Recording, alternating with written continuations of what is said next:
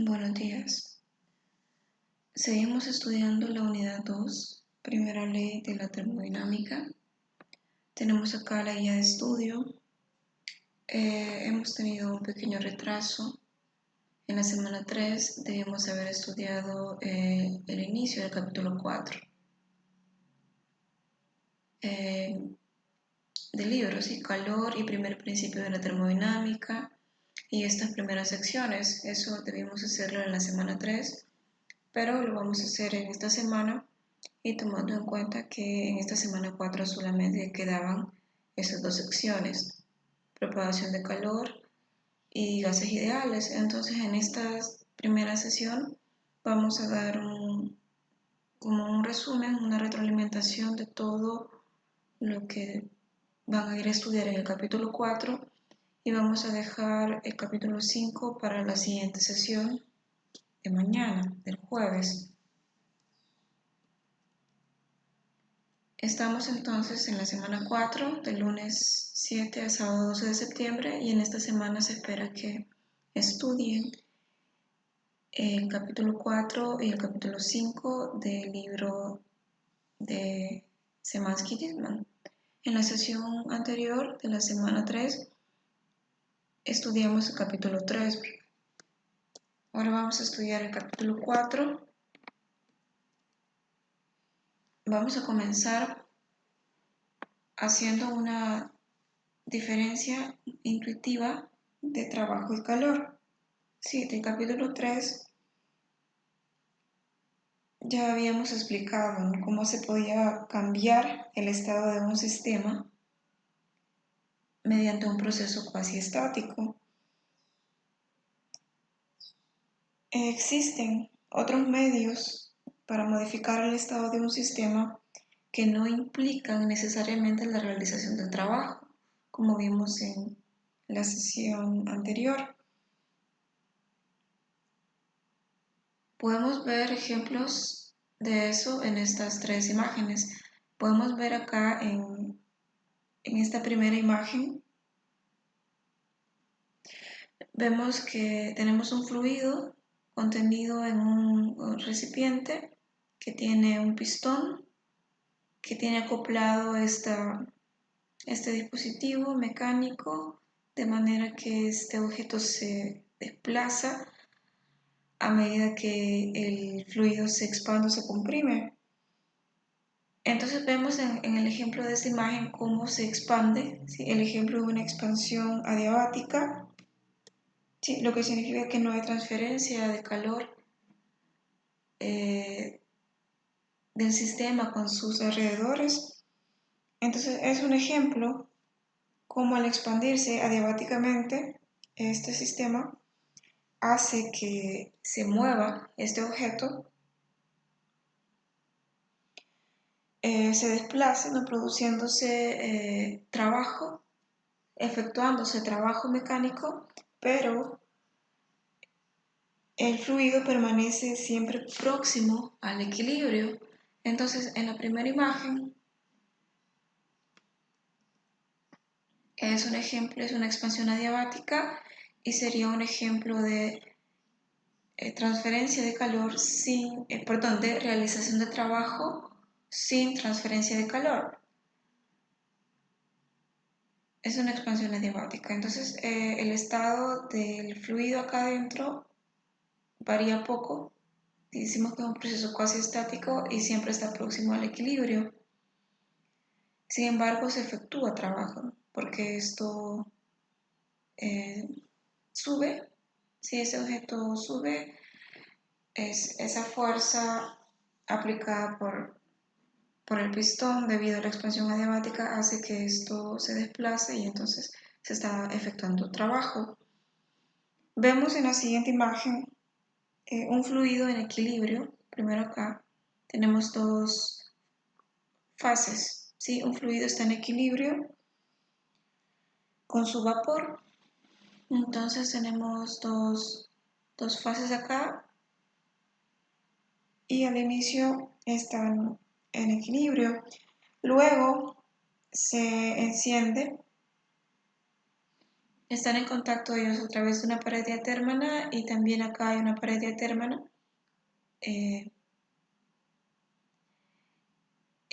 Acá, ¿sí? Hay una pared diatérmana acá, hay una pared acá. Luego se enciende el mechero, se enciende tenemos esta fuente de calor y entonces al ser esta una pared diatérmana, comienza aquí a producirse una interacción.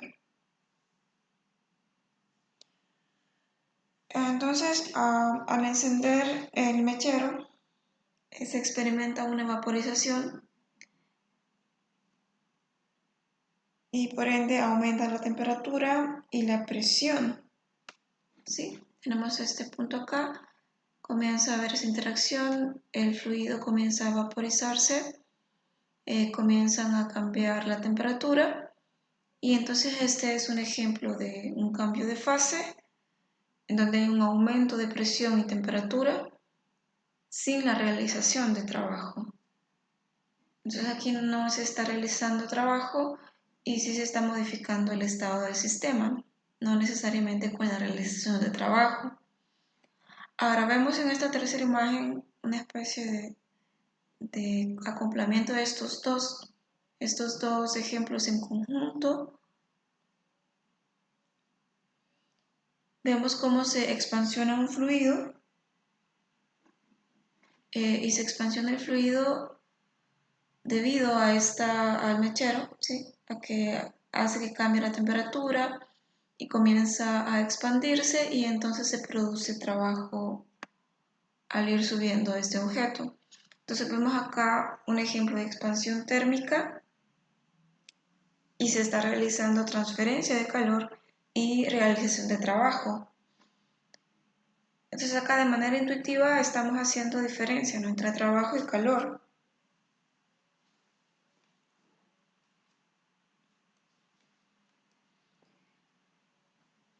Esto nos puede llevar a preguntarnos, ¿no?, ¿qué es el calor? En sí, ¿qué es el calor? ¿No? Es el trabajo, ya definimos qué es, entendimos que no es una variable de estado, que no es una función real. ¿Qué es el calor entonces? En un inicio, históricamente, ¿verdad?, se entendía que el calor era como una especie de sustancia, ¿no? A principios del siglo XIX se concebía el calor como un fluido invisible y se le puso el nombre de calórico, que fluía de los cuerpos más calientes hacia los más fríos. Sí, al observarse experimentalmente las situaciones, se llegó a esta concepción de que el calor era una especie de sustancia. Entonces se creía que un cuerpo a alta temperatura contenía mucho calórico y que una baja temperatura tenía solo un poco. Entonces cuando se ponían en contacto, el cuerpo rico cedía una parte, el cuerpo con bastante calórico cedía al cuerpo que tenía menos calórico.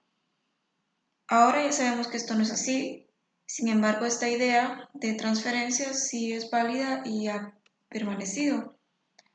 A veces se da en los libros una definición calorimétrica de calor. Si es aquello que se transmite entre un sistema y su entorno debido únicamente a una diferencia en su temperatura. Esta es la definición calorimétrica de calor.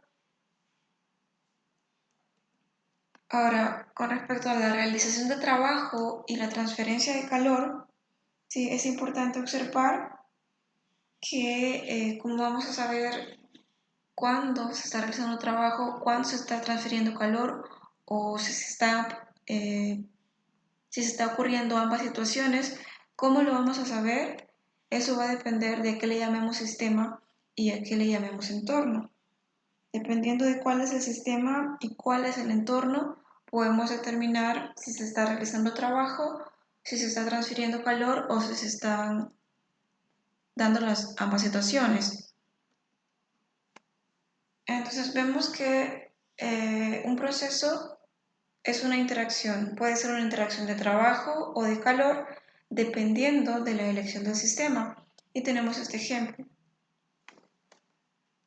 Si tenemos una resistencia sumergida en agua y esa resistencia transporta una corriente que es suministrada, ¿verdad?, por este generador eléctrico, y este generador eléctrico funciona o se hace girar mediante esta polea, y este objeto que sube y baja hace funcionar este generador y activa la corriente y comienza a suministrar la corriente. Entonces acá podemos tomar como sistema y como entorno diferentes regiones de esto. Imagínense si tomamos como sistema el agua y la resistencia. Nos venimos aquí adentro y tomamos el agua y la resistencia como sistema, y todo lo demás entonces es el entorno, el exterior. Entonces vemos como si esta es una pared adiabática, es decir, que acá adentro tiene la misma temperatura que acá afuera, no hay una diferencia de temperatura. Vemos que el estado del sistema variaría únicamente efectuando su trabajo.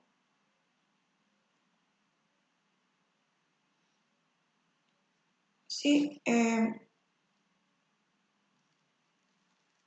únicamente variaría por medios mecánicos. Si tomamos como sistema la resistencia, únicamente la resistencia, y el agua como entorno, entonces ahí sí veríamos que el sistema varía su estado, cambia su estado, ocurriendo una transferencia de calor. Sí, hay una transferencia de calor desde la resistencia en virtud de la diferencia de temperatura entre la resistencia y el agua. Lo mismo si tomamos como sistema una porción, la porción que está cerca de agua, que está cerca de la resistencia, y otra porción que está en otro lugar, en otra zona, va a haber una transferencia de calor. Entonces, en conclusión, la interacción va a ser de trabajo o de calor dependiendo de la elección del sistema.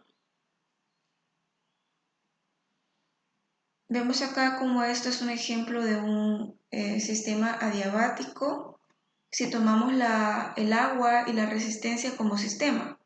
Al tomar todo lo que está aquí adentro como sistema, esto se vuelve un ejemplo de sistema adiabático, que un sistema adiabático es el que el estado se cambia únicamente realizando trabajo, y a eso se le llama trabajo adiabático. Si podemos ver otros ejemplos de eso acá. Sí, son ejemplos en sistemas que son adiabáticos, ¿sí?, donde no hay una diferencia de temperatura entre el sistema y el entorno, porque las paredes son adiabáticas, y entonces se está cambiando el estado del sistema únicamente por realizar trabajo, por la realización de trabajo.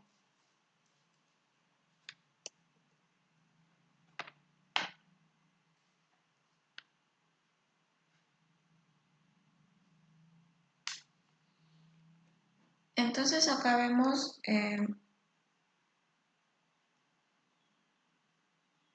cómo esta observación del trabajo adiabático, que es lo primero que se estudió como por separado, digamos. Estas dos interacciones se fueron estudiando en su momento, no históricamente, por separado. No se había formulado todavía la primera ley de la termodinámica, entonces no se entendía que la interacción de trabajo y la interacción de calor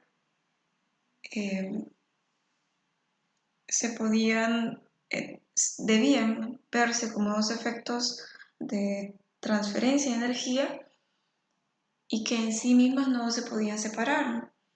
Eso se entendió hasta que se estableció la primera ley, pero al inicio se estudiaba el trabajo como un fenómeno mecánico totalmente separado de de la interacción de la transferencia del calor. Entonces, los experimentos de este científico de Joule mostraron que el trabajo adiabático necesario para producir la misma variación de temperatura en 1 gramo de agua era independiente del proceso o mecanismo empleado para tal fin. Esta fue la primera idea en donde se comenzaba más a establecer los cimientos de lo que iba a ser el primer principio. La formulación del primer principio está basada justamente en estos experimentos. Vamos a ver aquí un pequeño GIF.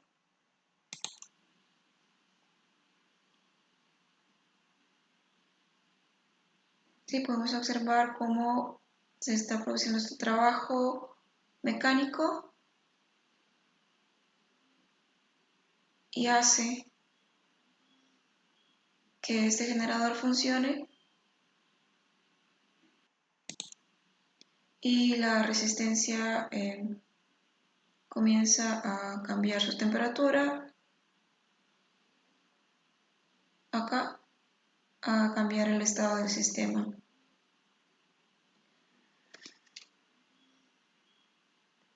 Entonces, estos experimentos de Joule fueron previos a la formulación del primer principio. Entonces, Joule los describió en su momento como determinación del equivalente mecánico del calor. Entonces ya se estaba haciendo esa relación. El trabajo era similar, una interacción parecida al calor, pero se entendía de esta forma, como el equivalente mecánico del calor, frase que ahora no tiene sentido a la luz del primer principio.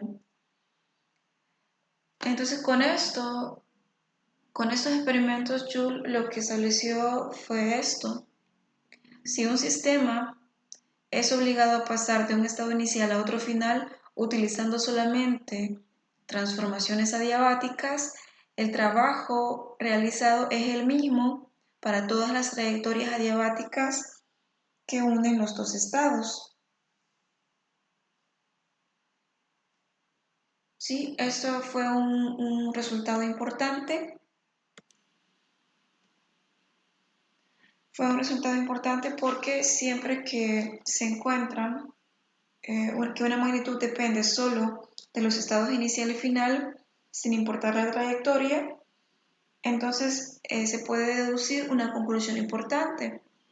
Aquí se estaba observando que no importaba la forma, el mecanismo, la trayectoria del trabajo en una transformación adiabática, únicamente importaba el estado inicial y el estado final. Sí, acá podemos ver este esquema donde tenemos un sistema y si se está realizando únicamente trabajo, tenemos el sistema al inicio, tenemos el sistema al final, y si es un sistema adiabático, vemos que el estado cambia. Tenemos un estado termodinámico inicial y un estado termodinámico final, y resulta que el trabajo que se realice, si el sistema es adiabático, va a ser el mismo para cualquiera de las trayectorias. Únicamente va a importar el estado inicial y el estado final.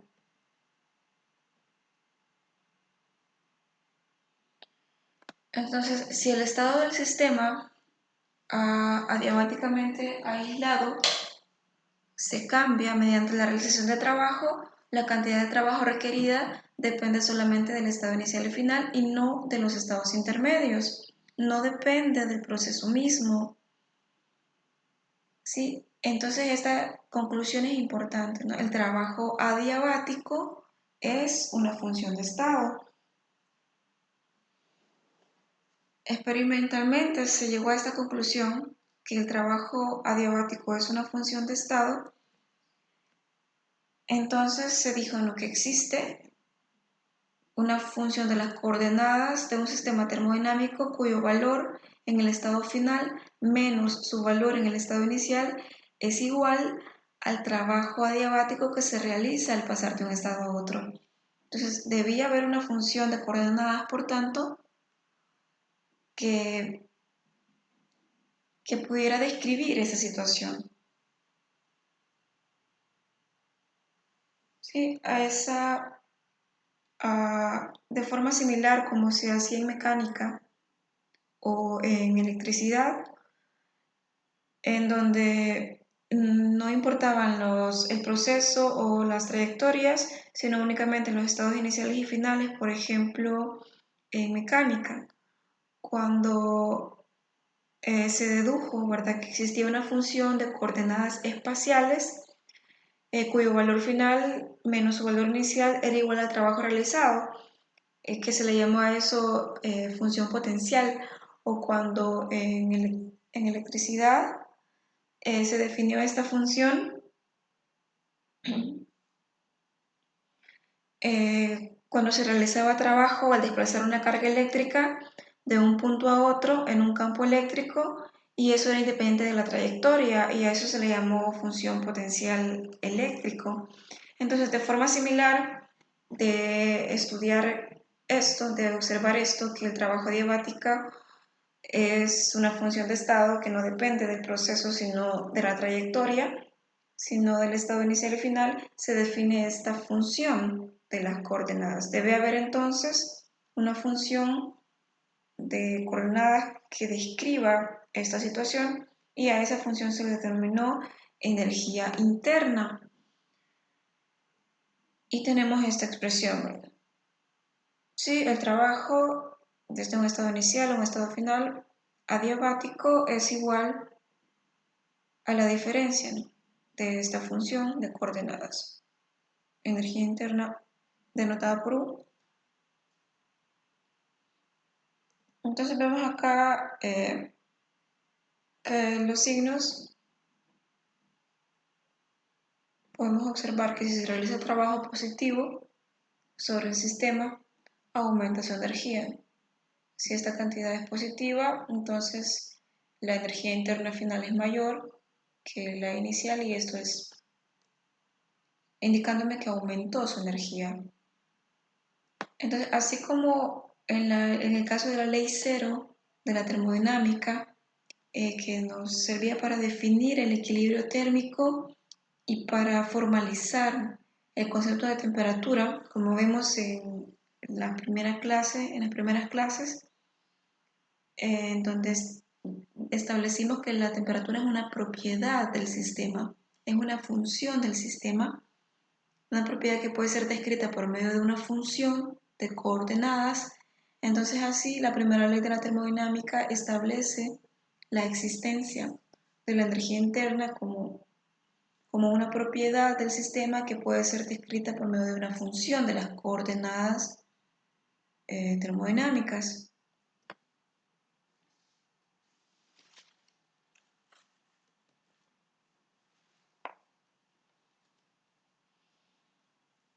Entonces, al estudiar la energía interna, esta función, entendemos que es la variación, ¿verdad? La entendemos físicamente como la variación de energía del sistema. Entonces, si esta variación es igual al trabajo adiabático, estamos expresando la conservación de la energía. Es una forma de expresar la conservación de la energía, pero debe entenderse que expresa algo más que eso, ¿no?, algo más que el principio de conservación de la energía. Establece que existe una función energía tal que la diferencia entre dos valores de la misma es igual a la variación de energía del sistema. Eso es lo que nos dice, aparte de la conservación de la energía, la existencia, ¿no?, de esta función de energía interna.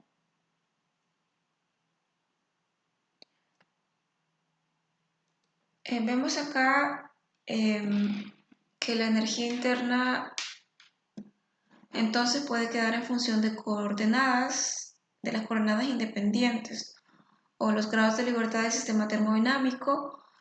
Si tomábamos tres coordenadas, Recordemos que dos quedaban independientes y una quedaba fijada por estas dos. Entonces, podemos expresar la energía interna en función de esas coordenadas. Sí, la energía interna es una función de estado no independiente de la trayectoria, independiente del proceso, únicamente depende del estado termodinámico del sistema, en estado inicial y en estado final. Entonces, se requieren conocer los valores de las coordenadas termodinámicas para describir esos estados. La energía interna, por tanto, también depende de ello. Sí, esto es para terminar de consolidar. Como el trabajo adiabático es una función de estado, la energía interna también lo es.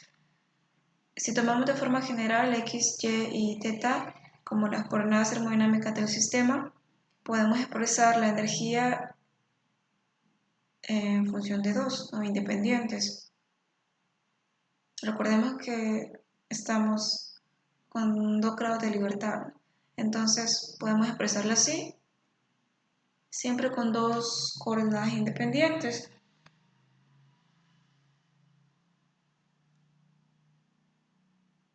Entonces recordemos, ¿verdad?, que estos cambios son infinitesimales. Si las coordenadas difieren entre sí en cantidades infinitesimales, entonces la variación de energía interna puede describirse como un diferencial de U. Y recordemos acá que sí, esto es una diferencial exacta, ¿verdad?, porque es una función real, es una función que tiene existencia real, es diferencial de U y podemos escribirlas así, dependiendo de si tomamos qué parte coordenadas tomamos como independientes. Aplicando el teorema fundamental, tenemos esas tres expresiones para la energía interna.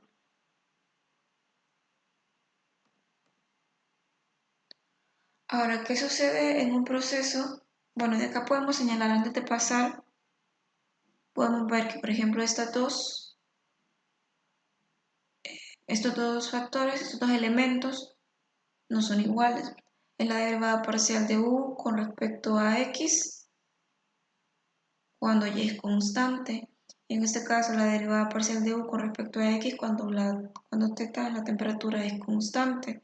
Acá estamos tomando X y Y. Sí, la primera está en función de X y la segunda está en función de X y θ. Igual con estos, ¿no? La derivada de U con respecto a θ no es esta misma, la derivada parcial de U con respecto a θ, porque la función de la energía interna, en este caso, es distinta en X y θ, y en este está en función de Y y θ. Entonces, solo mencionar esa observación para luego cuando damos ejemplos. Ahora, ¿qué sucede en un proceso si el sistema no se encuentra adiabáticamente aislado? ¿Sí? ¿Qué pasa si no es así? Por ejemplo, acá tenemos esta imagen que es un ejemplo de un proceso no adiabático. Vemos que el gas está en contacto con el mechero y la temperatura, obviamente va a haber un cambio de temperatura. Sí, va a haber un cambio de temperatura y al mismo tiempo esto se va a expandir moviendo este objeto y se está produciendo trabajo, se está efectuando trabajo. Sin embargo, este trabajo no sería adiabático.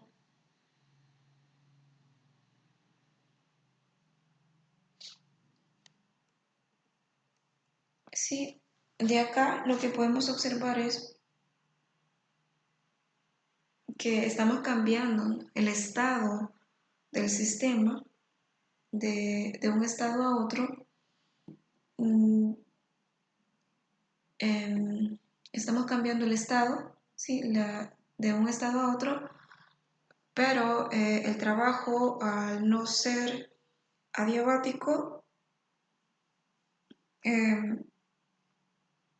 tenemos un trabajo acá producido y lo podemos medir. Si podemos medir ese trabajo producido acá, y si lo medimos experimentalmente, se puede llegar a la conclusión de que ese trabajo no adiabático no es igual al cambio en la energía interna. ¿Sí? De esta forma, el trabajo no adiabático no es igual al cambio de la energía interna. Para que esto sea igual, para que esto sea igual, debemos de incluir esta interacción. Para que podamos hacerlo, para que esto sea igual a cero, ¿sí? Delta U, cambio de energía interna menos el trabajo no adiabático, pueda ser igual a cero, debemos incluir la interacción de la transferencia de calor.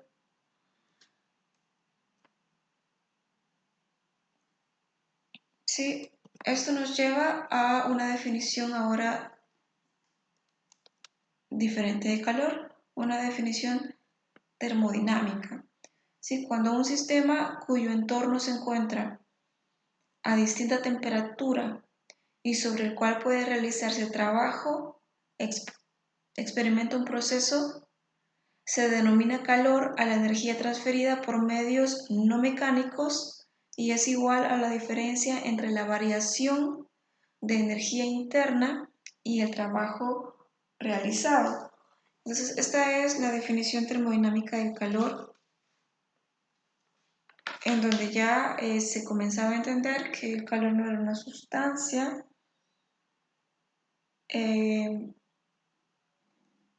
y que podía entenderse de esta forma. ¿Sí? Entonces, si a esta le añadimos esa interacción, el cambio de energía interna menos el trabajo, menos el calor, menos esa interacción, menos el calor, eso sí ya sería igual a cero. Otra forma de escribirlo es así.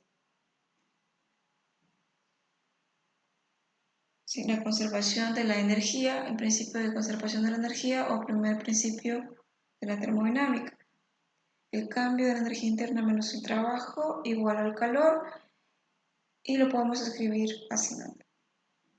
De forma generalizada, el cambio de energía interna es igual al trabajo más el calor. Entonces vemos aquí la relación entre estas dos variables. Vemos acá que siguiendo esta ecuación hemos ido respetando la convención de signos. Es de aclararlo porque en otros libros está diferente.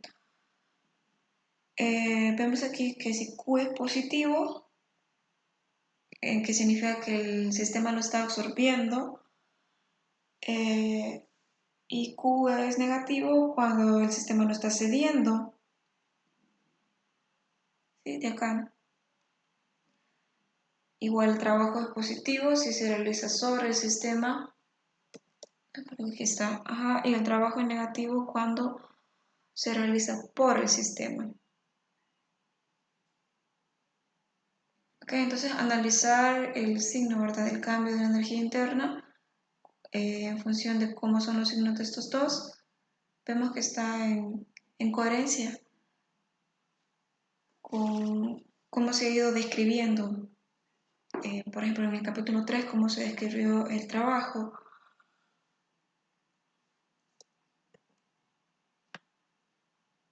Entonces debe destacarse que la formulación matemática del primer principio contiene tres ideas afines. Como para resumir todo lo que hemos dicho: 1, la existencia de una función energía interna. 2, el principio de conservación de la energía. Y 3, la definición de calor como energía en tránsito en virtud de una diferencia de temperatura.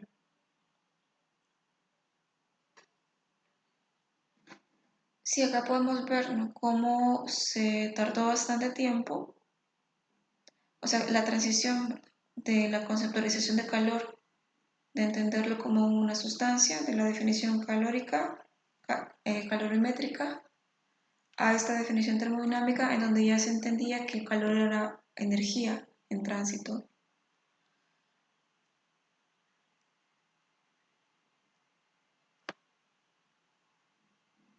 Sí, entonces acá vemos como un resumen ya de el cambio de estado de un sistema cuando el trabajo no es adiabático, es decir, cuando hay interacción de calor y cuando hay interacción de trabajo. Entonces vemos el proceso termodinámico pasa de el sistema de un estado inicial a un estado final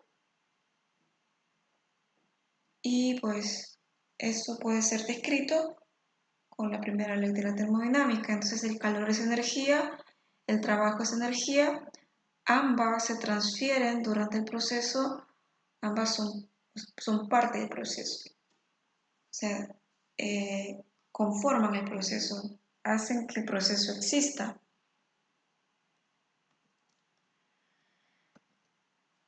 Sí, entonces hemos dicho, ¿no? El calor es energía en tránsito y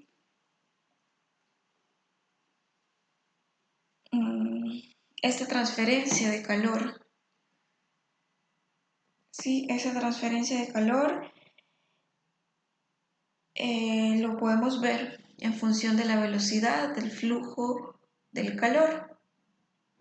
Si no podemos decir el calor que el sistema tiene en un punto con respecto al calor que el sistema tiene en otro punto, eso es erróneo, sino que como siempre es energía en tránsito, entonces debemos entender el calor como movimiento, transferencia, entonces definimos el calor de esta forma. La velocidad de flujo del calor es igual a la integral de un tiempo 1 a un tiempo 2, de un estado inicial a un estado final del flujo, de la velocidad del flujo de calor, que es este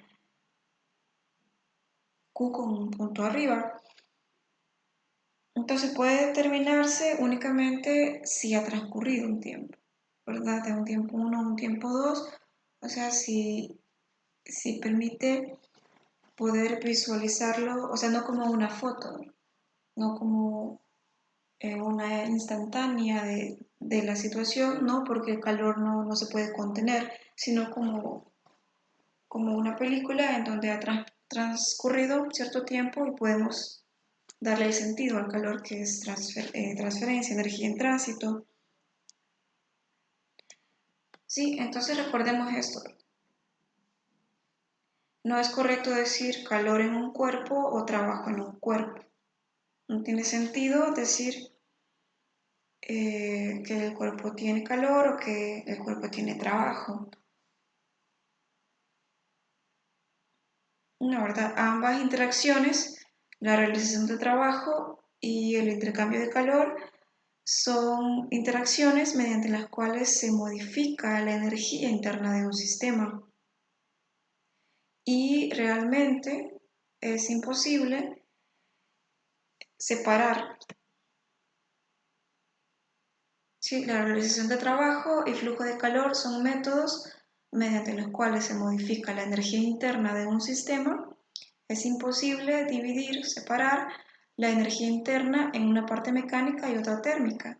¿Sí? Recordemos que la energía interna vendría a ser una variable microscópica que la estamos estudiando de forma indirecta con estas variables macroscópicas, con estas coordenadas termodinámicas, de forma que no es posible poder estudiar por separado qué parte de esa energía interna es mecánica y qué parte es térmica.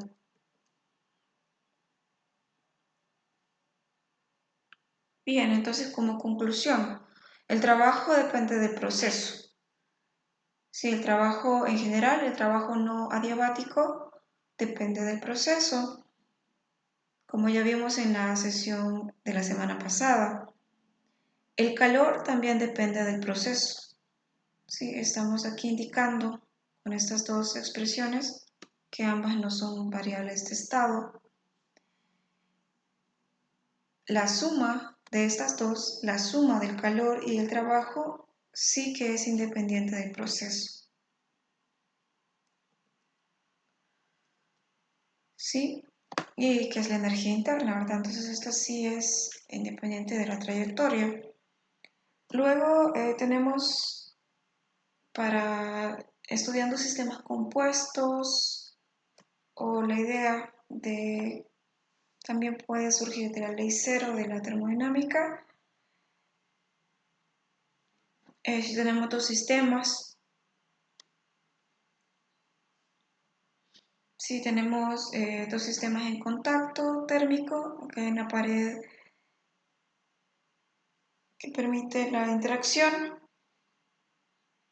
entonces vamos a tener esta idea, ¿no? Que el calor que transfiera uno será el calor que gane el otro. ¿Sí? En otras palabras, ¿no? En condiciones adiabáticas, el calor perdido por un sistema, el calor perdido por el sistema 2 es igual al calor ganado por el sistema 1 o viceversa, ¿no? Entonces, en condiciones adiabáticas, ¿no? El calor perdido o ganado por el sistema A o el sistema 2 es igual al calor ganado o perdido por el sistema B. Tenemos esta expresión que lo podemos generalizar para cualesquiera cantidad de sistemas que se tengan. Podemos tener una sumatoria de estos calores y la sumatoria de todos estos calores va a ser igual a 0. En este caso, si tenemos solo 2, lo podemos expresar así. El calor perdido por un sistema es igual, cedido por un sistema es igual al ganado para el otro. Esto ya lo sabíamos de la ley 0. Vale, entonces para volver a recalcar esto, sí, tenemos acá, para volver a recalcar lo que ya se dijo, este esquema, ¿no? Tenemos aquí un estado inicial, un estado final, es un diagrama PV, y tenemos las diferentes trayectorias que se pueden seguir para llegar de un estado 1 a un estado 2, lo que discutíamos en la sesión anterior. Entonces hay 6 procesos distintos indicados por estas 6 trayectorias diferentes. Tenemos estos estados que están acá fijos. De acá podemos ver claramente cómo el trabajo, el área bajo las curvas de los procesos obviamente no van a ser iguales, por tanto los trabajos no van a ser iguales. El trabajo 1 no es igual al trabajo 2, etc. Y como son diferentes procesos, también el calor transferido en estas diferentes condiciones va a ser distinto. Uno es diferente de Q2, etc. Entonces, son el trabajo y el calor dependiendo del proceso, pero la suma de estos dos va a permanecer constante. ¿Sí? W1 más Q1 va a ser igual a W2 más Q2 igual a W3 más Q3, o sea, la energía interna sí es constante. Entonces, delta U es una función de estado, Q y W son funciones del proceso.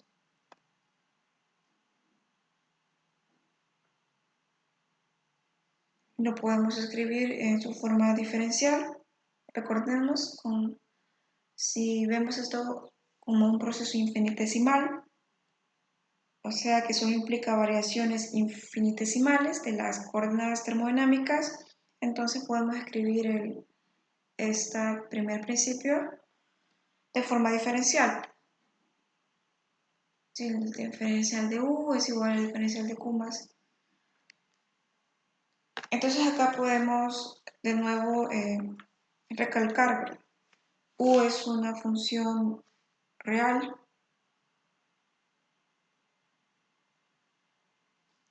Es una diferencial exacta. Y W y Q son funciones que no son reales, son funciones que dependen del proceso, son diferenciales inexactas. Entonces se le agrega esta línea. Entonces du es una diferencial exacta, no depende del proceso, es una función de estado, y Q y W sí dependen del proceso y no son funciones de estado. Como el proceso es infinitesimal, entonces du y dw se pueden expresar en función de las coordenadas termodinámicas. Como ya habíamos dicho con energía interna, ¿no? Tomar dos independientes y que la otra quede fija y poder expresarlos así. Para un proceso infinitesimal cuasi estático, si de un sistema hidrostático, el primer principio toma esta forma, recordando que el trabajo es igual a menos la presión por el diferencial de volumen. Entonces tengo esta expresión. Sí,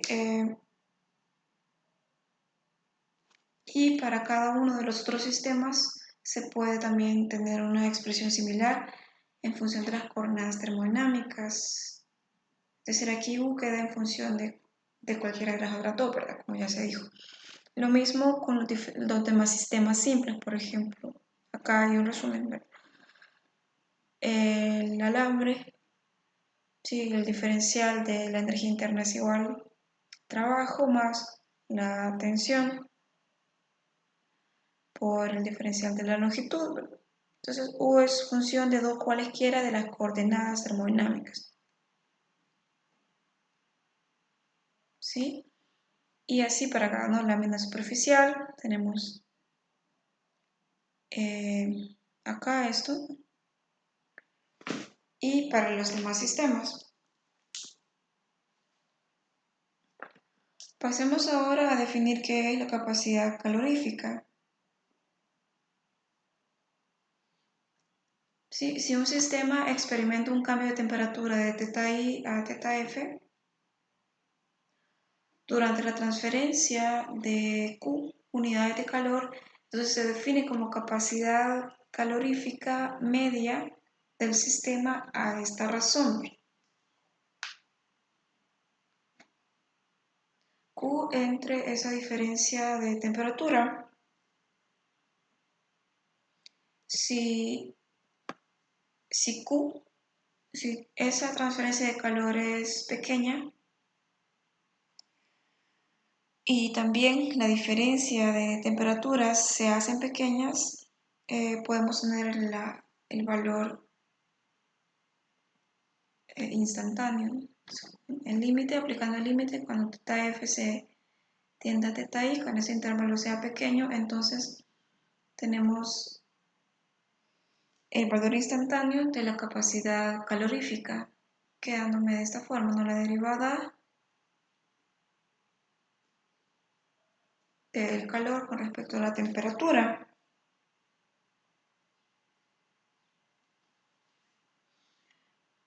También podemos expresar si esto como una cantidad específica, ¿verdad? Como una cantidad específica. Acá tenemos que la capacidad calorífica es una propiedad extensiva, ¿sí? Depende de la masa y podemos volverla intensiva dividiéndola entre la masa. O también eso se llama propiedades específicas. ¿Se recuerdan ustedes, por ejemplo, de física 2 del el peso específico? Entonces dividimos la capacidad calorífica entre la masa y tengo la capacidad calorífica específica o llamada calor específico. Esto se mide en joules por Kelvin y si es el calor específico así en el sistema internacional, joules por kilogramo por Kelvin.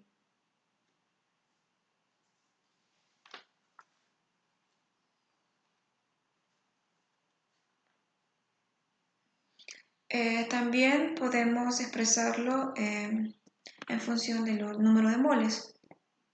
Okay, tenemos acá la masa, sí, de la sustancia, o expresarlo con la cantidad de materia, o expresarlo con el número de moles.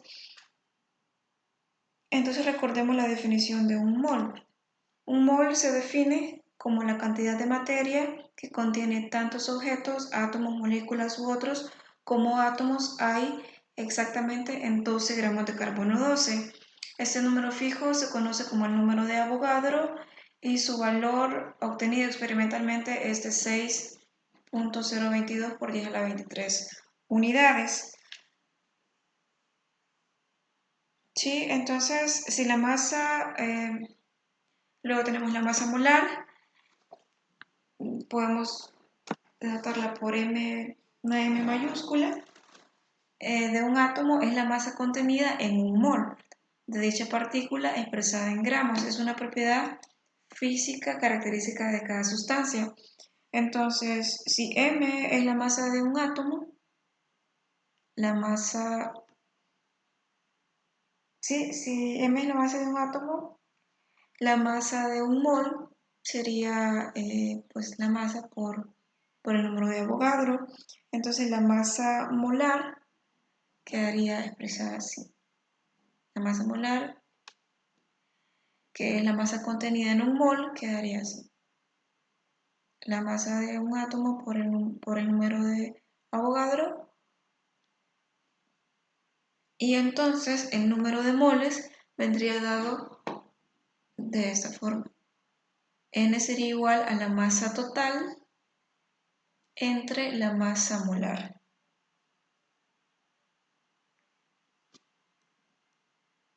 Si C es la capacidad calorífica de N moles, entonces la capacidad calorífica molar queda así, ¿no?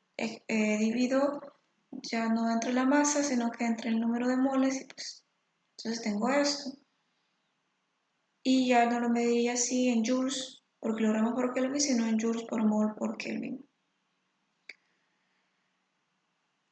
Bien.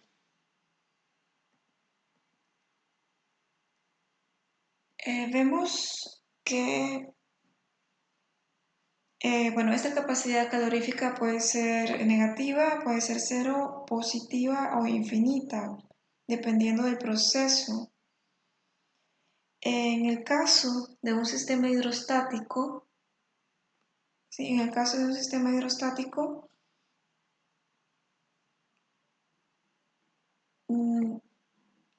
tenemos que la capacidad calorífica tiene un valor específico, tiene un valor único cuando se mantiene constante la presión y cuando se mantiene constante el volumen. Entonces, si se mantiene constante la presión, voy a tener esta expresión.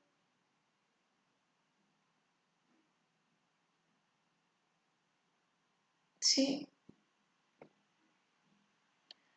La capacidad calorífica a presión constante se representa así, C sub P, y la capacidad de volumen constante así, C sub P. Cuando la presión es constante y cuando el volumen es constante. En general, si la presión es constante, entonces C es una función de P y teta. De forma similar, si el volumen es constante, depende, la capacidad calorífica va a depender del volumen y de la temperatura. En general, estos dos son diferentes, ¿sí? Son distintas.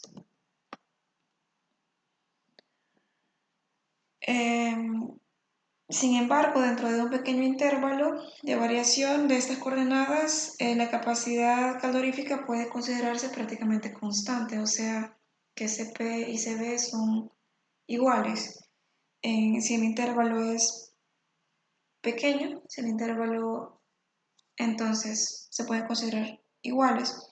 Entonces podemos tener esto mismo para los diferentes sistemas. Entonces para un sistema hidrostático, a presión constante y a volumen constante y luego ir para los demás sistemas, ¿no? A tensión constante tendría esto y a longitud constante.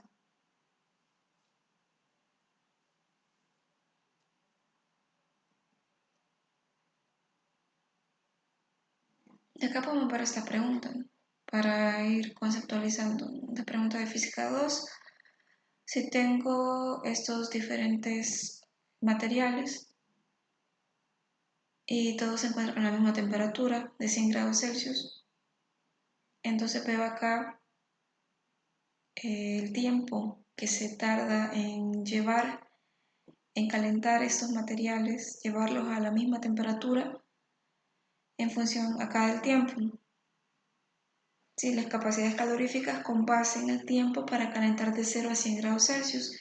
Entonces, el plomo toma 37 segundos llevarlo desde 0 a 100.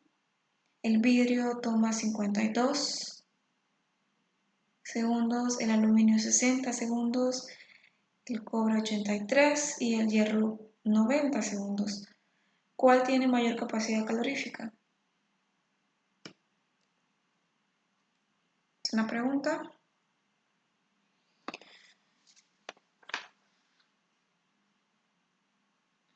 Bien, definamos ahora la caloría, ¿verdad? Recordando esto, la capacidad calorífica del agua, sí se puede expresar en otras palabras. La capacidad calorífica es la cantidad de energía necesaria para elevar en 1 grado Celsius la temperatura de una muestra determinada de material.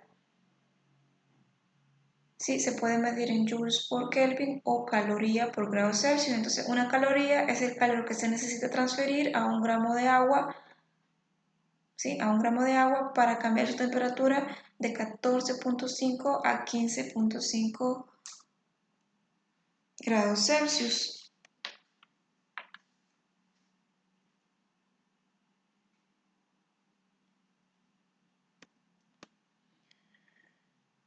Joule, utilizando con sus experimentos, utilizando una rueda con paletas conectada a un conjunto de poleas con pesos en sus extremos, pudo demostrar una relación precisa entre la energía mecánica de los pesos de las poleas y el aumento de la temperatura de agua en el recipiente debido a la rotación de las paletas.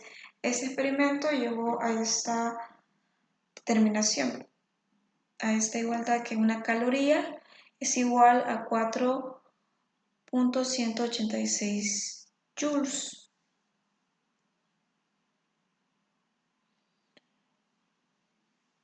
Y bueno, la capacidad calorífica del agua, si lo vemos en estas unidades, es igual a 1, una caloría por grado Celsius, ¿no? Que es esta definición.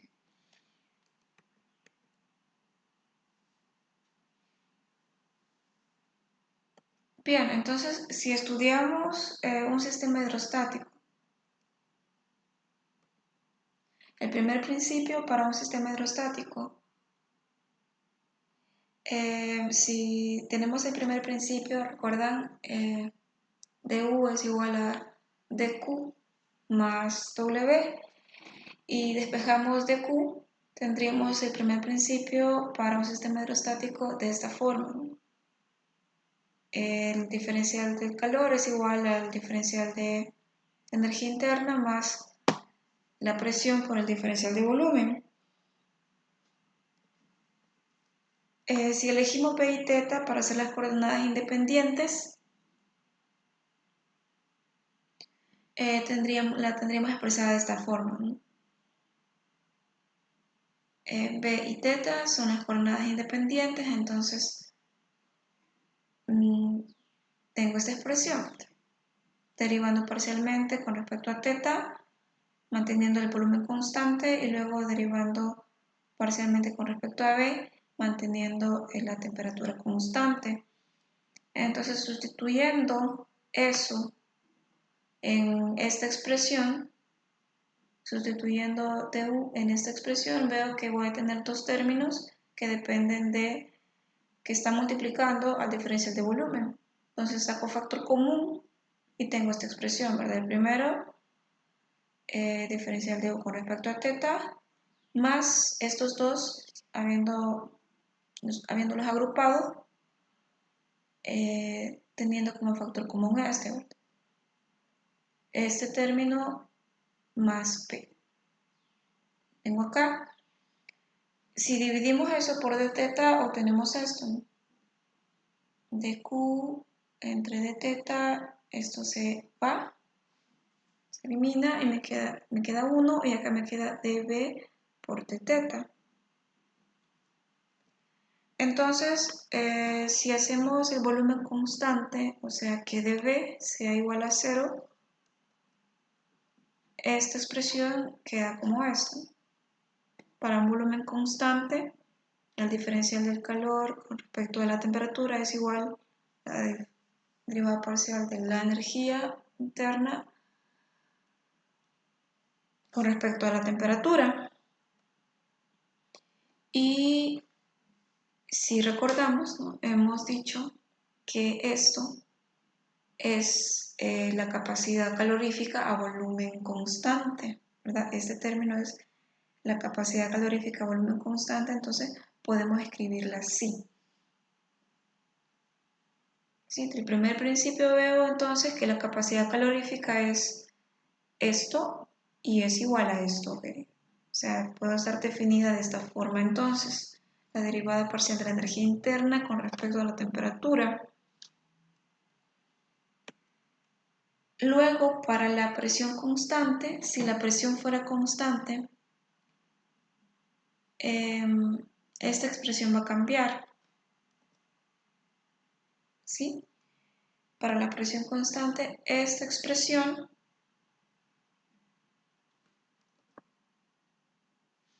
sería de esta forma, ¿sí? Esta expresión la reescribo así, la presión constante, simplemente agregando esta P para entender que es para presión constante, ¿ok? A este término le agrego esta P, indicándome que lo estoy haciendo constante. Entonces, por definición, de acá debemos recordar también que esto era la capacidad calorífica a volumen constante, esto es la capacidad calorífica a presión constante, y también observar aquí que podemos expresar esto en función del coeficiente de beta, ¿sí?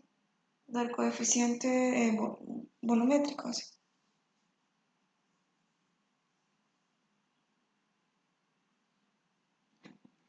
Sí, por definición, esto es igual a, esto es C sub P, capacidad calorífica a presión constante, y también recordemos, ¿verdad?, que este término multiplicado por 1 sobre B es igual a beta. Entonces esto es igual al volumen por beta, que es el coeficiente de expansión volumétrica, de dilatación volumétrica, y entonces puedo reescribir esta ecuación así, ¿sí? Esto sería Cp, capacidad, la presión constante.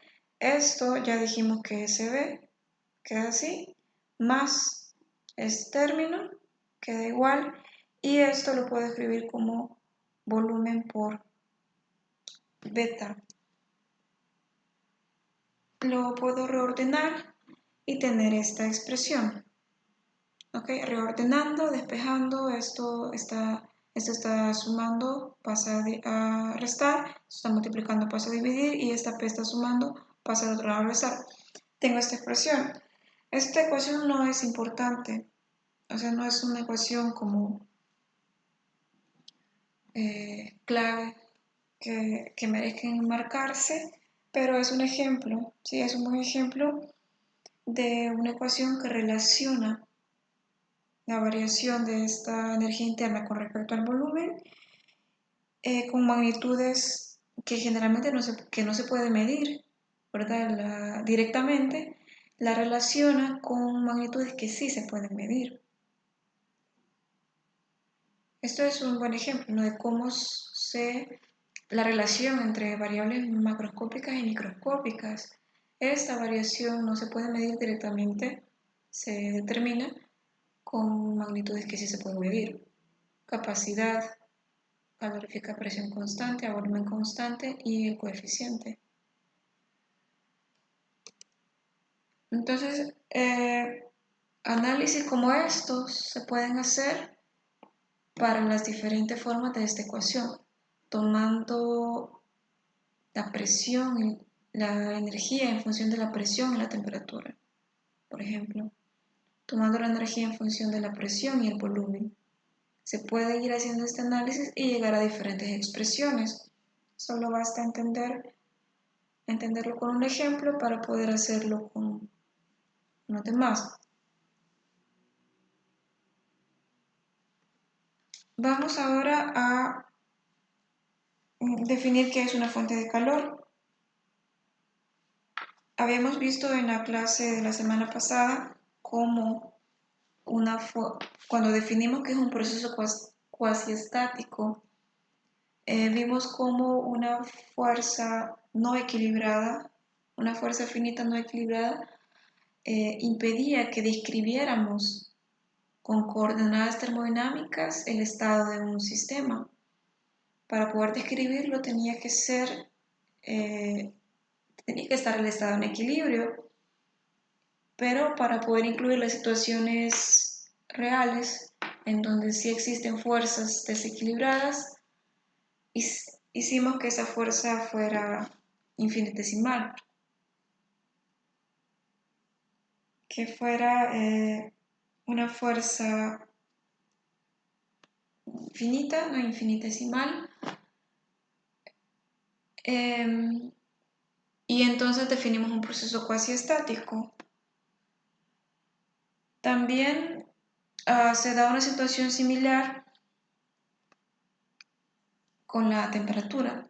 Si hay una pequeña variación de temperatura, esta variación, bueno, si no es lo suficientemente pequeña, puede ocasionar diferentes temperaturas en el sistema, ¿no? Una distribución no uniforme de temperatura.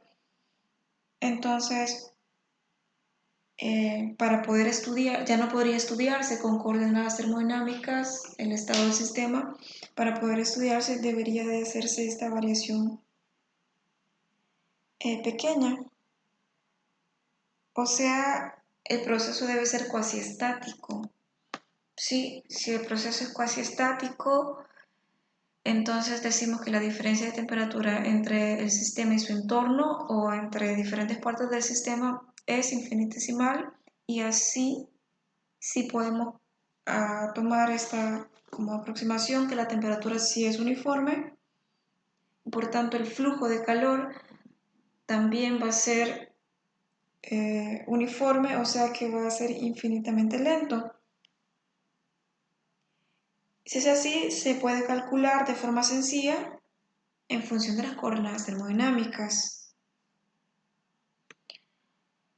Ahora, supongamos que tenemos este proceso cuasiestático y además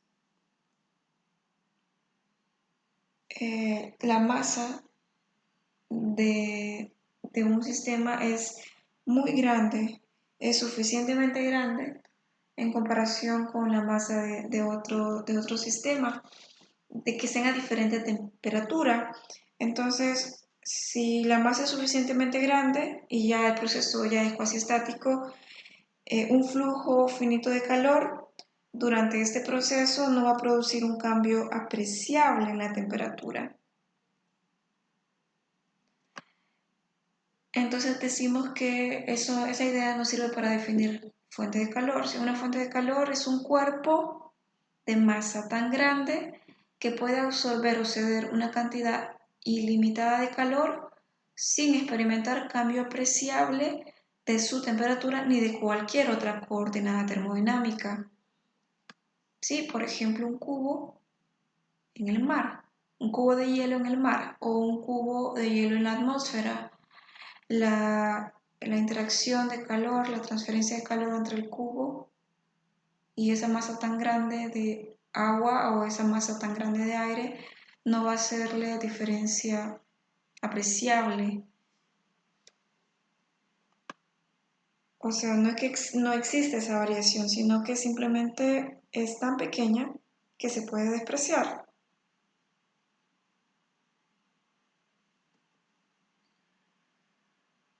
Entonces, esta idea nos lleva a esta conclusión. Todo proceso cuasi estático de un sistema en contacto con una fuente de calor solo puede ser isotérmico. ¿Sí? Esa variación de temperatura es despreciable.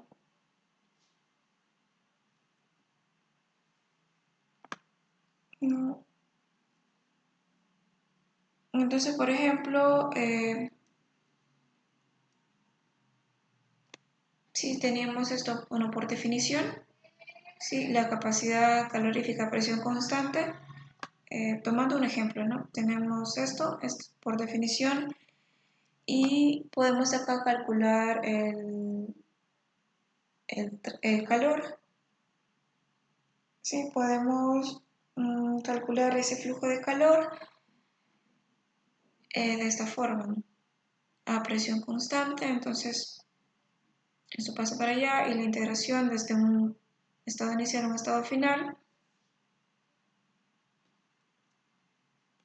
Este es un ejemplo de proceso isobárico, cuasi estático. Si suponemos que la capacidad calorífica es constante, si el intervalo de θ1 a θf es corto, es pequeño, entonces podemos tomar que Cp es constante y tengo que el calor puede ser encontrado de esta forma. Capacidad calorífica a presión constante por la diferencia de temperatura. Recuerdan de física 2, ¿verdad? mc delta T. Este ejemplo se puede hacer esta misma idea con la capacidad calorífica a volumen constante. Y para cualquier otro proceso cuasi estático de otro sistema que no sea el hidrostático, siempre y cuando sea cuasi estático, puede encontrarse calor de esta forma.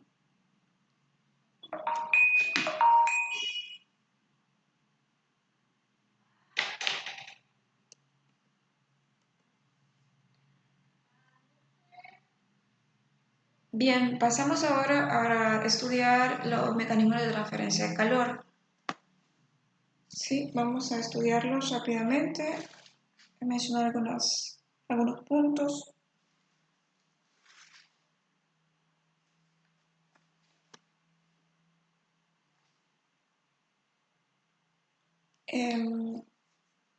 Las ecuaciones de los mecanismos de transferencia de calor son ecuaciones empíricas. De decir eso, hacer esa introducción, ¿verdad?, a los mecanismos de transferencia de calor son ecuaciones empíricas y en muchos casos es muy difícil obtener una medición de algunos coeficientes, ¿no? En los tres mecanismos es difícil, la conductividad térmica, el otro coeficiente en la convección y en la radiación, experimentalmente se hace difícil, ¿no? Y las relaciones matemáticas son empíricas. Entonces vamos a mencionar primero la conducción, ¿verdad? En un mismo material, en un mismo cuerpo, si tengo dos regiones que están a diferente temperatura, si tengo un volumen a una temperatura o un volumen a una distinta temperatura, se puede producir este fenómeno de conducción o lo puedo ver haciendo como tradicionalmente se hace. Si tengo dos materiales a diferente temperatura y se ponen en contacto, hay transferencia de calor por conducción. Sí, entonces cuando se produce Si lo vemos como un poco imaginando qué ocurre microscópicamente, cuando se produce un choque de una de las moléculas de la superficie más caliente con una del más frío, la que se movía más rápido pierde algo de su energía y la más lenta la gana. Entonces la temperatura del más caliente disminuye y la del más frío aumenta. Entonces se produce un flujo de energía a través de la superficie de contacto. Ese flujo de energía es lo que identificamos como calor. Entonces podemos como ir haciendo un resumen de las cosas que se fueron concluyendo de la experiencia, del experimento que se hizo en su momento para determinar la relación. De la diferencia de temperatura se concluyó cuanto mayor sea esta, más grande va a ser el flujo de calor. Del espesor del material, ¿sí? Delta X, cuanto más grueso sea, menos calor va a fluir. Del área del material, podemos decir, ¿no?, que por una ventana grande, por un área grande fluye más calor que por un área más pequeña. Y de la naturaleza del material, podemos decir que no fluye el mismo calor a través de un metal, por ejemplo, que a través de una fibra de vidrio, que se podría considerar como un aislante. Entonces, de esas 4 observaciones, de esas variables, se establece la relación. Vemos acá, imaginemos, podrían ser dos volúmenes del mismo objeto, o para estudiarlos imaginar que son objetos distintos, y uno está a una temperatura, el otro está a otra temperatura menor. Entonces se da el flujo de calor desde el más caliente al más frío. Y si tomo una variación de un diferencial de X entre estas dos regiones, tengo acá una sección, el área transversal, ¿verdad? A entender que es el área transversal, no es esta.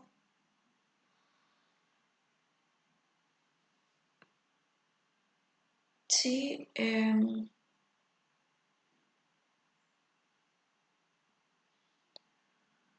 observo. Sí, la dirección en que se incrementa la distancia X es la dirección del flujo de calor, ya que el calor fluye de la región de alta temperatura a la región de baja temperatura. Entonces el flujo de calor será positivo cuando el gradiente de temperatura sea negativo. Entonces tengo esta expresión. El flujo de calor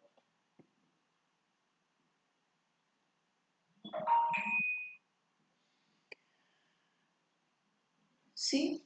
Este flujo de calor, que es igual, recordemos el flujo, o velocidad de flujo de calor, es la derivada del calor con respecto al tiempo, y eso es igual a menos la K por A por la derivada de la temperatura con respecto a X. Entonces a esto se le llama gradiente de temperatura. Sí, cuando se estudia una variable en función del espacio, es un gradiente. Tendría aquí unidades de Kelvin por metros en el sistema internacional, y es una variación de la temperatura en la dirección indicada por X. A es el área, la superficie a través de la cual tiene lugar la transmisión de calor. K es la conductividad térmica. Sí, en el sistema internacional es watts por metros por Kelvin. Sí, es el calor que atraviesa en la dirección X un espesor de 1 metro del material como consecuencia de una diferencia de 1 grado entre los extremos opuestos. Y bueno, esto es el calor difundido por unidad de tiempo. Entonces vemos aquí ese signo negativo por eso, no por la dirección. en que se incrementa la dirección en que se incrementa X y que es la misma dirección que el flujo de calor.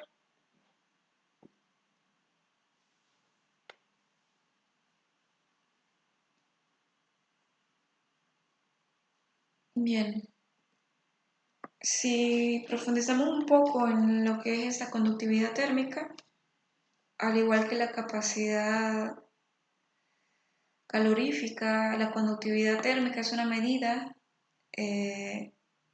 bueno, en el caso de la capacidad calorífica para almacenar calor, en el caso de la conductividad para conducir calor, es una medida, puede ser entendida así, como una medida de la capacidad de un material para conducir calor. Por ejemplo, acá tenemos esta tabla, ¿no?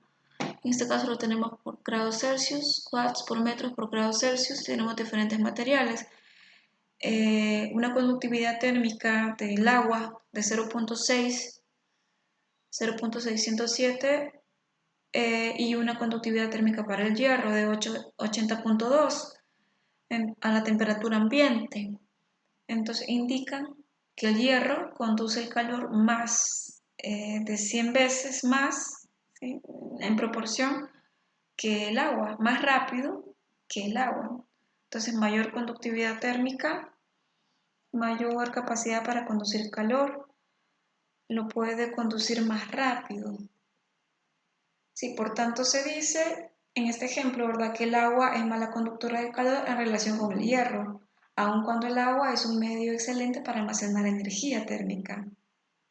¿Sí? Las conductividades térmicas de los líquidos suelen encontrarse en la de los sólidos y la de los gases, más o menos acá en esta tabla se pueden ver. Acá tengo sólidos, arriba están ordenadas de menor a mayor o de mayor a menor. Abajo tengo, bueno, acá el aire, el helio como gases, y acá tengo el agua, el mercurio como líquido. Entonces las conductividades térmicas de los líquidos suelen encontrarse entre las de los sólidos y las de los gases. Normalmente la conductividad térmica de una sustancia alcanza su valor máximo en la fase sólida y el mínimo en la fase gaseosa. A diferencia de los gases, las conductividades térmicas de la mayor parte de los líquidos decrecen al incrementar la temperatura, constituyendo el agua una excepción, una notable excepción. Entonces, tenemos de la expresión anterior de conducción para el flujo de calor de la conducción por conducción, sí, de la expresión anterior, sí, puedo expresarlo así.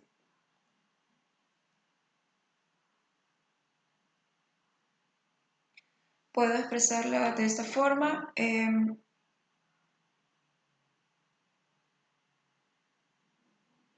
Despejando e integrando, ¿sí? Despejando el área y todo, e integrando de un punto a otro, ¿sí?, del punto 1 al punto 2, tengo esto.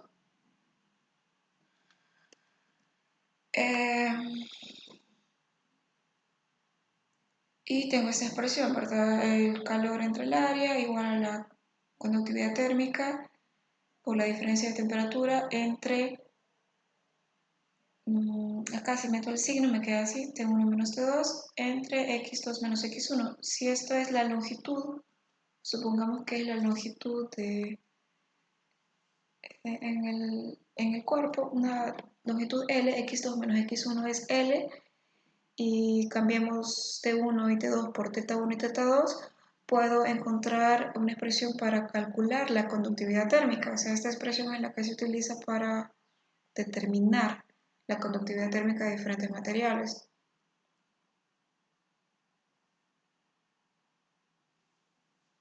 Entonces se toma un intervalo promedio de las temperaturas θ1 y θ2. Entonces podemos analizar un poquito las variaciones de la conductividad térmica en función de las otras variables. Tenemos aquí, por ejemplo, el rango de la conductividad térmica de diversos materiales a la temperatura ambiente. Ya esto es para puntualizar cómo los líquidos quedan entre gases y sólidos, o sea, queríamos que los gases son los que conducen el calor de una peor forma. No son buenos conductores térmicos los gases. O sea, tengo los gases aquí, por ejemplo, hidrógeno, helio, aire, dióxido de carbono, en este orden de magnitud, tiene el coeficiente de conductividad térmica 0.1. Luego van los aislantes. Imagínense los aislantes térmicos, la madera. Luego de eso van los líquidos. Tengo aquí el agua, mercurio, el aceite, ya va en orden de magnitud de entre 1 y 10. Luego los sólidos no metálicos, las aleaciones metálicas, los metales puros, que son como los buenos conductores térmicos, plata, el cobre, el hierro, y luego los cristales no metálicos, que son los mejores conductores térmicos. Para entender un poquito de por qué esto se da, por qué esto es así, recordemos la configuración de las diferentes fases. Sí, en un gas, cómo están las moléculas, las partículas en un líquido y en un sólido. Entonces, la conducción de calor en un gas se da por medio de colisiones moleculares y de difusión molecular, asimismo de un líquido, ¿no? La conducción de calor se da por estas dos situaciones, colisiones moleculares y difusión molecular. En un sólido, por la configuración, ¿sí? Que están todas las moléculas, las partículas fijas en una red a distancias iguales. Una red cristalina, ¿verdad? Entonces la vibración, la conducción de calor en un sólido se da por vibración de esas moléculas en esa red, o sea, de la retícula, y por el flujo de electrones libres. Entonces estas características hacen que los gases sean malos conductores térmicos y luego le sigan los líquidos y finalmente los sólidos. La conductividad térmica de ahí mencionar que los conductores térmicos no siempre son buenos conductores eléctricos. Hay dos materiales que son muy buenos conductores térmicos, pero no son buenos conductores eléctricos, por ejemplo, los semiconductores. Y también que hay algunas situaciones como interesantes, como curiosas. Los metales son buenos conductores térmicos y podríamos pensar que la aleación de dos metales entonces también sigue siendo un buen conductor térmico, pero no, la experiencia demuestra que al cambiar esta configuración, o sea, esta configuración de un metal puro con un leve cambio en esta retícula, la conductividad térmica disminuye y esto es por estas interacciones. La vibración de la retícula y el flujo de electrones libres cambia bastante con introducir pequeñas cantidades, lo pueden imaginar así de forma como microscópica, con cambiar un poco esta configuración, ya va a cambiar todas estas interacciones, entonces la conductividad térmica disminuye. La conductividad de una aleación suele ser mucho más baja que la de cualesquiera de los dos metales de los cuales está compuesta. Por ejemplo, un metal puro, cobre o níquel. El cobre tiene una conductividad térmica de 401 y el níquel de 91. Al hacer una aleación de estos dos, la conductividad desciende a 23. También podemos verlo con el aluminio. El aluminio tiene una conductividad alta de 237, digamos, alta, pero al hacer la aleación disminuye a 52. También la conductividad térmica de los materiales varía con la temperatura. De acá es más o menos como un intervalo. Por ejemplo, para el cobre y el aluminio, vemos aquí la variación. Temperaturas en Kelvin desde 100 a 800, 100, 200, 300 hasta 800, la variación puede ser considerada pequeña, digamos, ¿no? O sea, por ejemplo, de 100 a 150, de 100 a 110, la variación es pequeña. De la conductividad térmica, ¿no? De 100 a 800, 482 a 366. El de aluminio en 100 Kelvin 302, estas unidades, ¿verdad? Y en 800 Kelvin 218. Pero si hay grandes cambios, por ejemplo, si se disminuye la temperatura, si se aproxima al cero, la temperatura absoluta, sí hay variaciones, como podemos ver significativas. Podemos ver en estos diagramas la variación de la conductividad térmica de diversos sólidos, líquidos y gases con la temperatura. Tengo acá la temperatura y acá la conductividad. Pero acá estoy en este gráfico, en este diagrama, es desde 200 hasta 1400. Entonces, así, de un vistazo general, no se aprecian las variaciones. Por ejemplo, la plata, el cobre, el oro son prácticamente constantes, digamos. Igual en la que más se aprecia quizás sería el agua, de 200 a 600.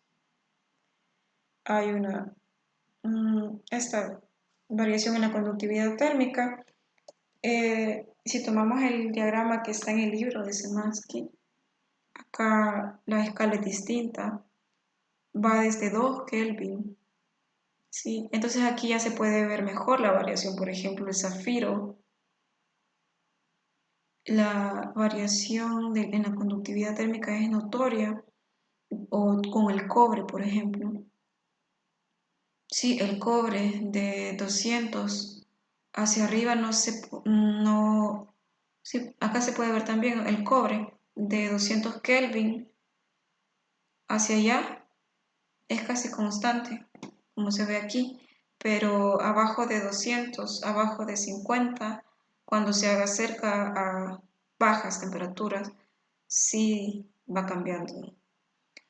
Acá tiene como un máximo en este rango de la conductividad, en este rango de temperatura baja de 10 a 20 Kelvin es mejor conductor. Entonces, en conclusión, la conductividad térmica depende de la temperatura, pero para efectos prácticos, efectos de cálculos, se toman que las variaciones son pequeñas, entonces la conductividad térmica se puede tomar como constante, hacer un promedio de la temperatura, o sea, hacer una ecuación y encontrar un valor específico. Mencionemos ahora la convección. Sí, la convección es el modo de transferencia de energía entre una superficie sólida y el fluido, la superficie sólida y el líquido o gas adyacente que está en movimiento y comprende los efectos combinados de la conducción y el movimiento de fluidos. Entonces la convección es un fenómeno que combina los dos efectos de la conducción y el movimiento del fluido. La convección recibe este movimiento del fluido, ¿verdad? Se le llama corriente de convección. La convección recibe el nombre de convección forzada si el fluido es forzado a fluir sobre la superficie mediante medios externos, ¿verdad? Como un ventilador, una bomba o el viento.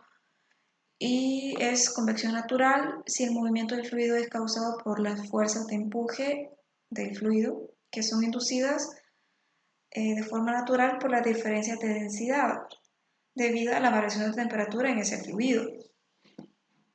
Vaya, aquí podemos ver en esta imagen la transferencia de calor de una superficie sólida que está a una temperatura, digamos, caliente, hacia el fluido, que en este caso es el aire, por convección. Entonces es la interacción, ¿verdad?, de esta superficie sólida con este medio gaseoso. Sí, entonces tengo que hay una variación de la temperatura, acá puedo observarlo en esta dirección, y una variación en la velocidad del aire, lo puedo observar acá. Podemos aquí analizar que la capa de aire que está encima, la primera espesor, así una capa de aire acá, tiene la misma temperatura que la temperatura de la superficie, y a medida que vamos alejándonos, la temperatura va disminuyendo. Igual justo acá, la capa, estas moléculas cercanas a la superficie tienen una velocidad muy pequeña, y a medida que se va alejando la velocidad aumenta, la velocidad es mayor. Entonces hay un flujo de aire. Este flujo de aire es la corriente convectiva, el movimiento del fluido, y acá, debido a la diferencia de temperatura, está ocurriendo este flujo de calor. Entonces la convección forzada, aquí podemos ver un ejemplo. Convección forzada, ¿sí? Un ventilador enfriando un huevo cocido, y acá tenemos una convección natural. Entonces el movimiento del fluido de forma natural solo por los cambios de la densidad debido a la variación de la temperatura del fluido. Entonces, en la convección del calor no se toma en cuenta la radiación, sí, porque es un fenómeno que se estudia muy aparte. Únicamente se toman la conducción y la convección. Entonces se define un coeficiente de convección H que incluye el efecto combinado de la conducción a través de la capa, de esta capa, que ya expliqué aquí. En este caso, el fluido, la primera capa con la superficie, hay un flujo de calor por conducción, ¿verdad? Entonces H incluye ese efecto y el efecto de la convección del fluido en sí, o sea, ya de esto. Entonces acá tenemos que H es el coeficiente de transferencia de calor por convección en watts por metros cuadrados por Kelvin o grados Celsius. A es el área superficial a través de la cual tiene lugar la transferencia de calor por convección. Ts es la temperatura de la superficie, y T infinito no es la temperatura lejos del fluido, suficientemente alejado de esta superficie. Es de aclarar, ¿verdad?, que el coeficiente de transferencia de calor H no es una propiedad del fluido, como el coeficiente K de conductividad térmica. En este caso no es una propiedad del fluido. O sea, no tenemos un coeficiente de transferencia de calor para el aire en sí, que no es una propiedad. Es un parámetro que se determina en forma experimental y cuyo valor depende de todas las variables que influyen sobre la convección. ¿Cuáles son esas variables? La experiencia demuestra que el coeficiente de convección depende de los siguientes factores: de que la pared sea plana o curva, de que la pared sea horizontal o vertical, de si el fluido en contacto con la pared es líquido o gas, de la densidad, viscosidad, calor específico y conductividad térmica del fluido, de que la velocidad del fluido sea lo bastante pequeña para que el régimen sea laminar o suficientemente grande para provocar régimen turbulento, y de si se produce evaporación, condensación o se forman incrustaciones. Entonces, como ven, determinar ese coeficiente no es sencillo, ¿no? Ese cálculo es un problema enormemente complicado. Y a medida que ha ido pasando el tiempo y en función de la importancia de los sistemas, se han ido haciendo esfuerzos para determinar ese coeficiente. Por ejemplo, bueno, no lo puse acá, pero el coeficiente de convección de la piel es algo que ha sido muy estudiado. Acá tenemos ejemplos, valores típicos del coeficiente de transferencia de calor por convección. ¿Sí? Convección de gases, si es natural, el orden de 2 a 5.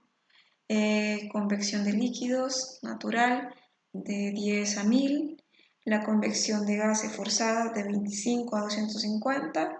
La convección de líquido forzada de 50 a 20.000. Y cuando hay ebullición y condensación, de 2500 a 100.000. Entonces son como rangos porque es complicado rigurosamente determinar cada uno. Finalmente vamos a estudiar la radiación, a mencionar lo más importante.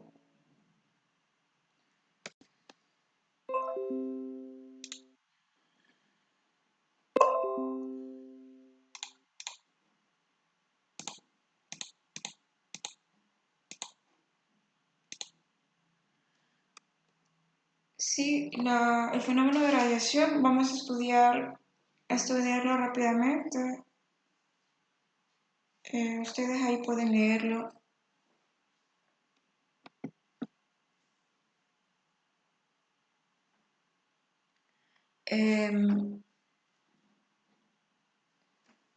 La radiación es la energía emitida por la materia en forma de ondas electromagnéticas o fotones como resultado de los cambios en las configuraciones electrónicas de los átomos o moléculas. Sí, eso es radiación. Por tanto, se puede tener diferentes tipos de radiación. Sí, una sustancia puede ser estimulada para emitir radiación de diferentes modos. Sin embargo, nos vamos a enfocar únicamente en la radiación térmica, en este mecanismo que estamos estudiando. Es decir, la radiación emitida por un sólido o un líquido o un gas en virtud de su temperatura.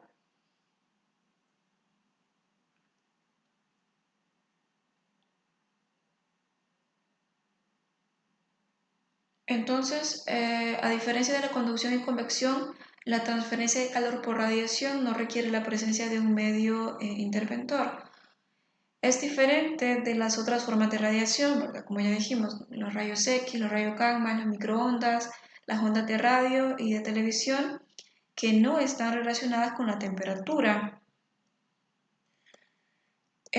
Todos los cuerpos a una temperatura arriba del cero absoluto emiten radiación térmica. Por ejemplo, con experimentos se ha ido estableciendo que si se hace pasar la radiación térmica a través de un prisma especial, o si se dispersa esa radiación térmica, se obtiene un espectro continuo y esta distribución de energía entre las diferentes longitudes de onda ha mostrado que para temperaturas inferiores a 500 grados Celsius la mayor parte de la energía corresponde a ondas infrarrojas. Sí, en la parte del espectro electromagnético. A temperaturas mayores hay un poco de radiación visible. Cuanto mayor es la temperatura de un cuerpo, mayor es la energía total emitida. Entonces, la radiación térmica se encuentra entre, no puse una foto del espectro, pero si ustedes van a buscar el espectro electromagnético, la radiación térmica se encuentra entre la radiación infrarroja y la radiación visible. En ese rango, y porque el resto de tipos de radiaciones no tienen que ver, no están relacionadas con la temperatura, sino con otros fenómenos.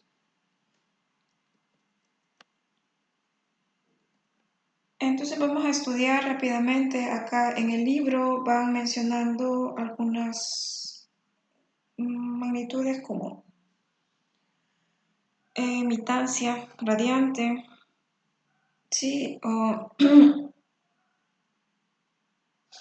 irradiación. Acá vamos a mencionarlo de una forma muy sencilla. Ustedes lo pueden ir a complementar con el libro. La razón máxima de la radiación que se puede emitir desde una superficie a una temperatura termodinámica de sub S en Kelvin es expresada por la ley de Stefan-Boltzmann de la siguiente forma. ¿Sí? El flujo de calor por radiación igual a esto, es un sigma por A por T a la cuarta.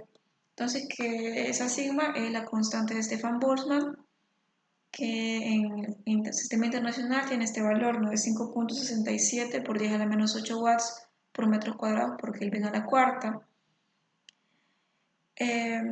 Tenemos una superficie idealizada que emite radiación máxima,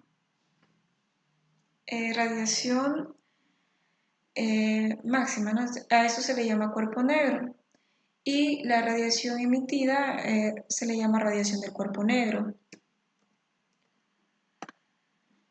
Podemos ver acá.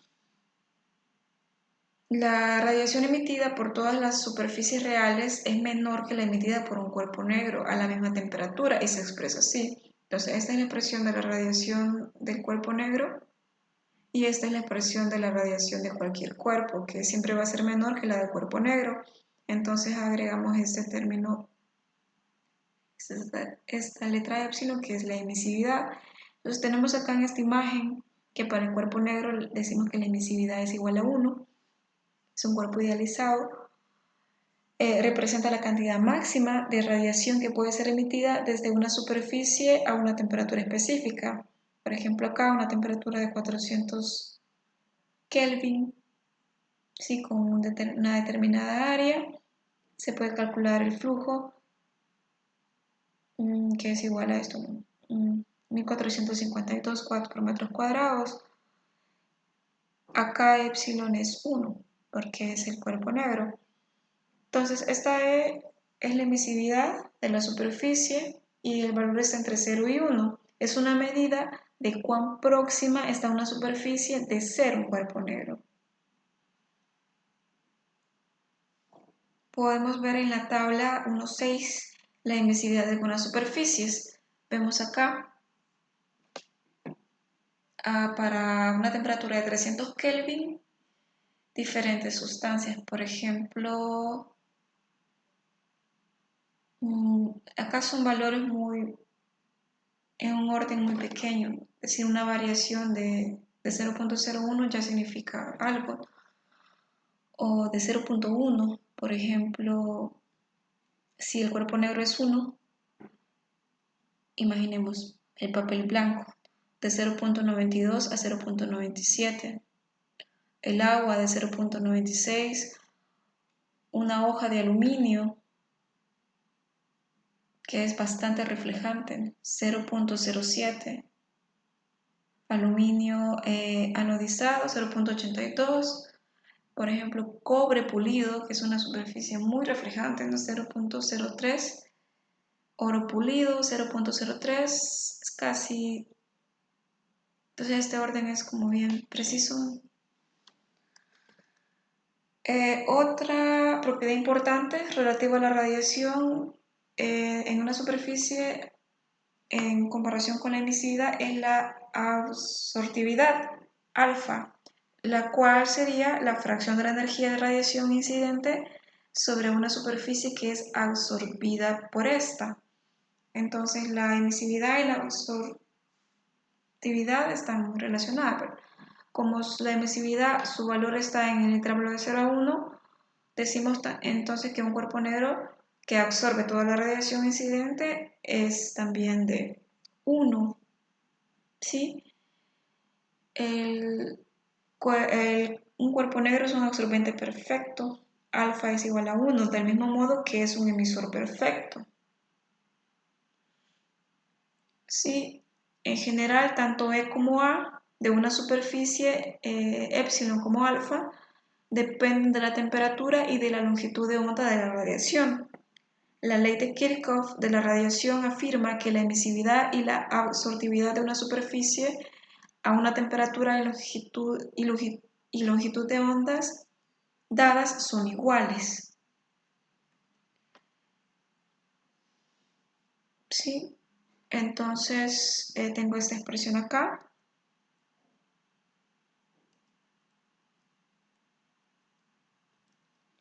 ¿Sí? Tengo acá esta imagen, la absorción de la radiación incidente sobre una superficie opaca de absortividad A, alfa. Entonces tengo la radiación incidente, la parte que se absorbe y puede que haya una parte que se refleje. Entonces acá tenemos que la parte que se absorbe está dada por esta ecuación.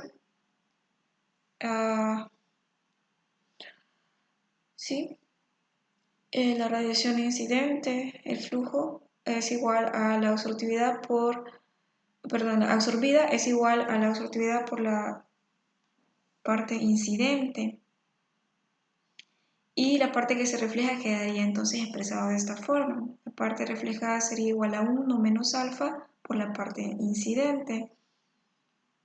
Cuando una superficie de emisividad E y área superficial a una temperatura termodinámica T sub S está por completo encerrado por una superficie mucho más grande o negra a una temperatura termodinámica, que le podemos llamar así, del entorno, separada por un gas como el aire que no interfiere con la radiación. La razón neta de la transferencia de calor por radiación entre estas dos superficies se da por esta expresión. Entonces, por la ley de Kirchhoff, puede ser expresado en función de epsilon o de alfa, de emisividad o absortividad. En el caso del libro de Lippmann, no tienen ustedes en función de la absortividad, pero es lo mismo. Entonces tengo acá el flujo de calor por radiación. Es igual a esto. De la ley de Stefan Boltzmann se llega a esta expresión. La temperatura a la cuarta